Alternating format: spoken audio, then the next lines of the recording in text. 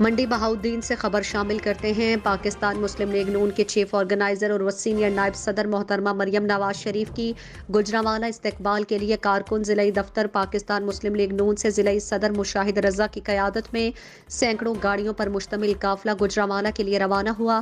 اس موقع پر کارکنوں نے پارٹی پرچم، پلے کارڈز، بینرز اٹھا رکھے تھے اور کارکن ڈھول کی تھاپ پر بھنگڑے ڈالے۔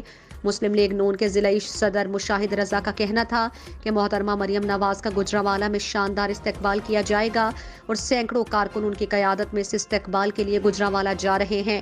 مشاہد رضا نے کہا کہ پاکستان مسلم لیگ نون ہی ملک کی ترقی کے ضامن اور پاکستان کے عوام کے لیے امید ہے۔ انہوں نے کہا کہ گزشتہ 4 سالوں میں معیشت کو تباہی کے دہانے پر پہنچانے والے کسی معافی کے حقدار نہیں ہیں۔ انہوں نے ملکی معیشت کا جنازہ نکال کر عوام کو شدید معاشی بحران سے دوچار کر دیا ہے۔